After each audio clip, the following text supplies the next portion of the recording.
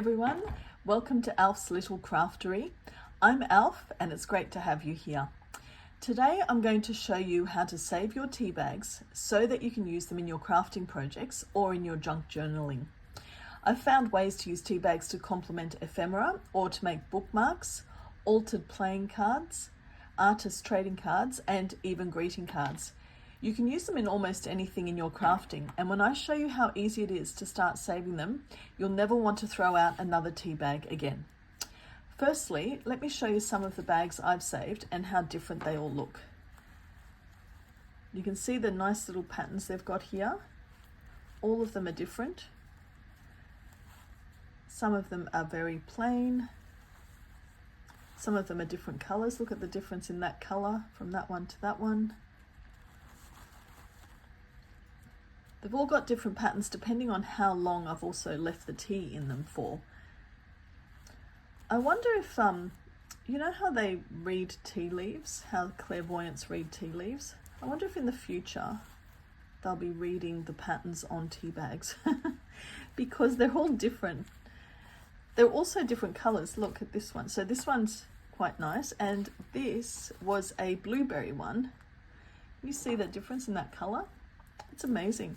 I've got quite a lot here, as you can see. I've saved quite a few, but you can see the patterns. If you let them dry long enough, they'll have different patterns. So look, there's quite a few there. That's also a very strong colored one, isn't it? And this one, this is interesting. I accidentally dried the strawberry one next to this one, which was a chamomile, and you can see the patterns. Hopefully you can see the patterns there on the top that have sort of added to the nice dimensions on that particular tea bag. So lots of different ones here, and there's also different shapes. I'll show you some of the shapes here. So we've got little square ones. If you use the square ones, you can just cut them out. That's what they look like when you've cut them off. Round ones as well. And when you haven't cut them off, this is what they look like. So I've also tried to save some round ones there without cutting them, and square one there without cutting the squares off. But obviously, even with these ones, you can cut whatever shape you want as well. So the different detail and patterns that the teas have formed in them actually can add to the look of your crafting. Now, the first thing you need to do is save your tea bags after you use them. I tend to put them on top of kitchen roll to help dry them out. You don't have to, but that's what I've found is the best way. Just make sure you put something under the kitchen roll to protect your surface underneath, because tea can actually stain bench tops or desktops and you don't want that to happen. And all you need to do is leave them on the kitchen towel to dry out for a few hours or even overnight. Once they're dry, it feels like it's a lot easier to let them empty them out, I should say. So I've got 3 bags here, which I'll show you. One is Earl Grey. This is an Earl Grey one. This is a strawberry, raspberry and loganberry, and this one is Yorkshire tea. So the reason I've got a few different examples here is because I wanted to show you the variety in each bag. Now, these have all been left out just for about an hour or two and left out to dry.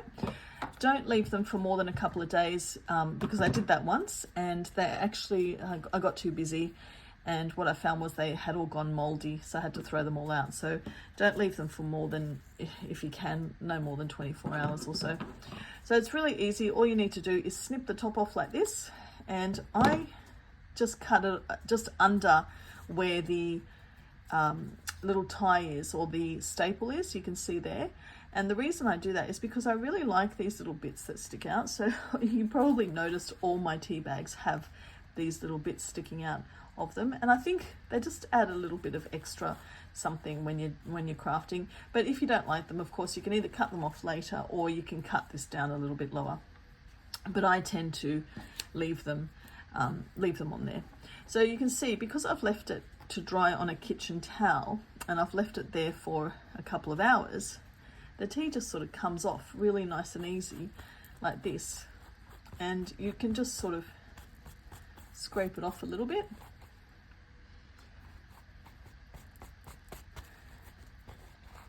Now, if you need to wash them under some water or something, you can. At first I was a bit hesitant about doing that, and then I realized they're tea bags and that's what they're designed for, so it's perfectly okay. So you can do that also. But there you go, that's one. So that was the Earl Grey one, but I'm going to show you the comparison in how they look against each other in a little while. So this is the second one. This is the strawberry, raspberry and loganberry one. And all you have to do, as I said earlier, carefully peel the tea bag so that it doesn't rip. You don't have to be super gentle, but just be careful with it. And just peel it off like this. Look at this vibrant color, isn't it amazing? I love it.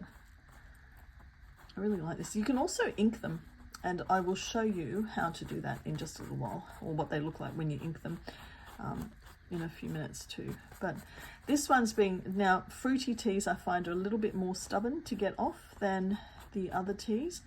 But as I said, you can always run them under a bit of water, or just keep rubbing them, and then eventually it all comes off.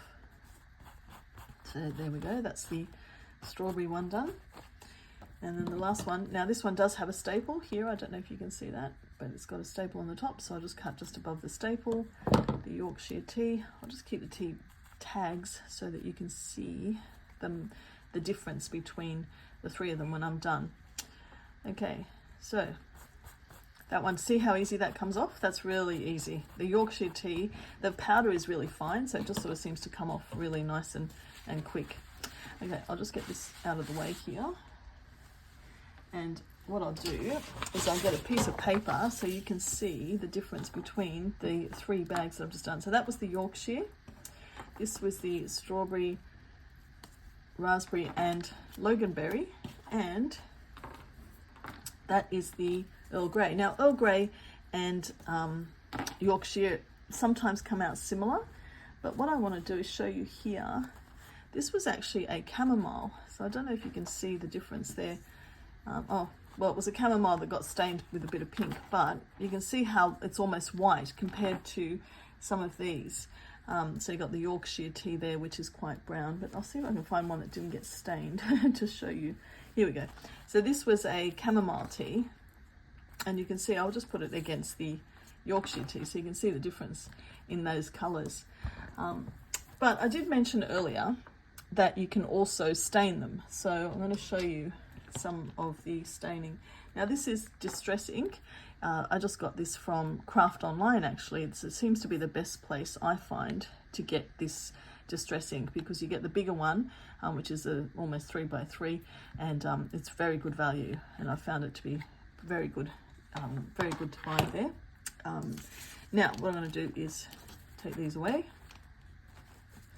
and I'm going to show you. I started to do this one a little bit, so hopefully you can see the blue tinge on there, but all you need to do is get a brush and just put a bit of ink on there. So I've just put a little bit more there, and very gently just sort of rub it. It doesn't matter if you do it a bit, too much, because you can actually get a really good effect, but if you do it gently, you'll get obviously a softer effect. So you can see already the type of effect you can have here. You can also just ink the edges, as we do sometimes when we are crafting, and you can see how that looks when you ink the edges. They're a little bit harder to do because it's such a soft bag, but there you hopefully can see that. And it just looks a little bit different, doesn't it, with the blue? So let's see if I do it a bit harder.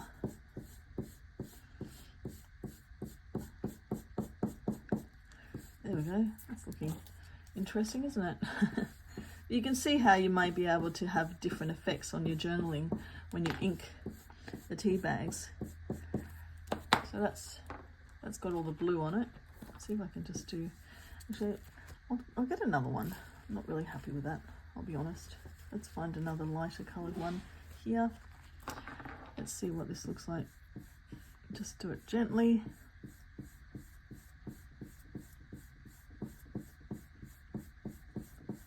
That's better. So now I'm happy with that. So you probably need to take some of the ink off before you use it all. But there we go, I'll turn that around. There, you can see that's a nice soft blue there, and that looks really good. I can also do it in this, so this funny enough is called tea dye, and what I might do is use tea dye on one of these lighter ones, and let's see if it actually looks like tea dye. So there's one that's actually dyed with tea, that's real tea, and there's a lighter one. So this is a this was a chamomile, and I'm going to try it with the tea dye.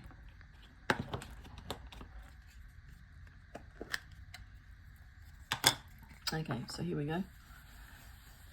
So just put a little bit on and let's see how it looks. Oh my gosh, it actually is tea dye. Wow, they've got the colour spot on. Look at that. Can you see that? That's just literally made it the same colour. I'll try and show you here. Hopefully you can see that. That top part is really light.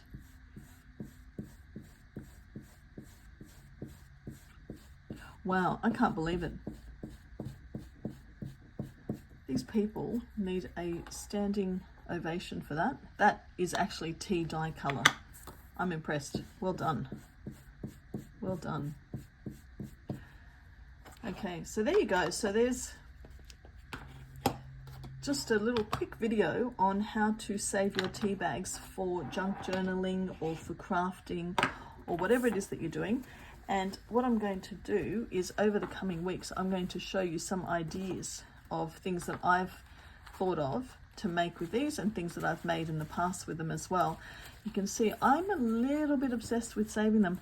I've got quite a few here. Look, this is my stash of tea bags. Oh, look, there's all the different shapes as well, but there's quite a lot here, and it's about time. I've used some already, and I will share with you some of the crafting things that I've done with them over the next few weeks, but it's also about time for me to make some more stuff because I'm collecting too many tea bags. So I think it's only fair that we do that, and I'm very excited to show you some of the things I've come up with. Okay, so that's pretty much it on how to save your tea bags for crafting. I hope you enjoyed my video. I'll be putting a few more together over the coming weeks, as I said, specifically on how to use tea bags in your craft activities. And in the meantime, I'd like to say thank you for joining me. Please make sure you subscribe to the channel if you'd like to see more videos like this. And otherwise, I'll see you next time. Thank you. Bye.